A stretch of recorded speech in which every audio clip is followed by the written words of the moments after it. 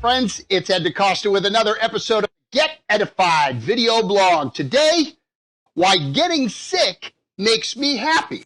Now, as an executive coach, I deal with busy professionals on a regular basis. They're CEOs, owners, senior level people, VP and above, typically with very demanding careers, work-life balance challenges, you name it. They've got to be at their best. They've got to be effective, not only when things are going well, but when they're facing obstacles, problems, and challenges. And that's one of the roles that a coach plays, is to help that executive to be effective even in those challenging ways. And one of the things that I talk to clients about on a fairly regular basis is that it's not what happens to you that separates those that are the most effective from those that are the least effective. It's how they respond to what happens to them. Some respond in a very positive, optimistic way, and others cower, retreat, and it doesn't bring out, the challenging times don't bring out their best. And as it turns out, it's quite intentional. It's sometimes, of course, it's just a natural gift that people are born optimistic and they don't let things worry them. But more often than not, at least in my experience, it's something quite deliberate. And I will tell you that for me, there are a handful of circumstances that I have learned to condition myself, and I have conditioned myself to respond in a very different way than most people do.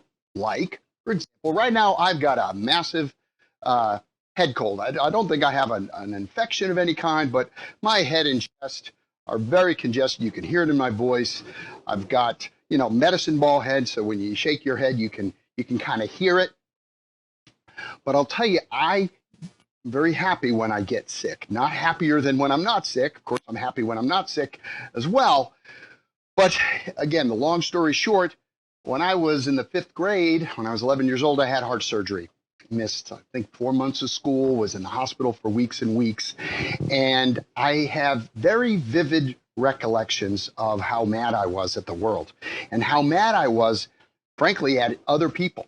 Again, I'm 11 years old. Having heart surgery was scary for my family, scary for me, et cetera, et cetera. But the point is, I felt very sorry for myself at that time.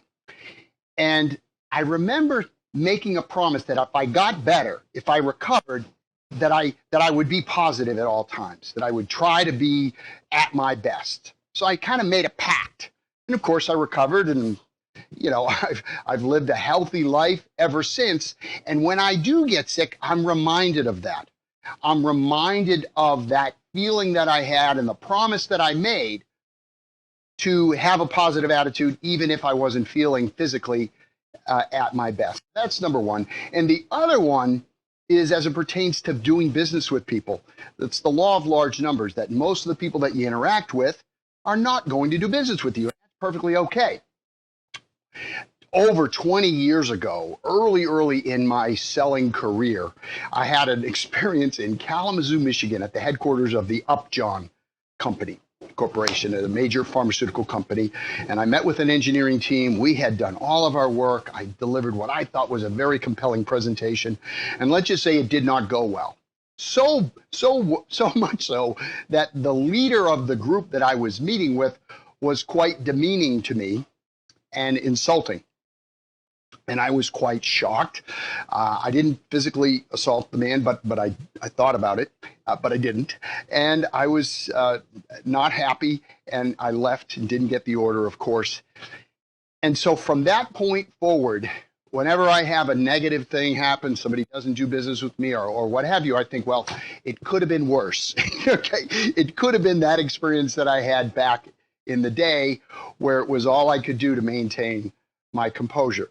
So all these are, at least for me, are examples of conditions that might normally elicit a negative response that I've conditioned myself to say, no, when this happens, that stimulus comes on me, my response is going to be positive. Because once again, you can't control what happens to you, but you can control how you respond to what happens to you.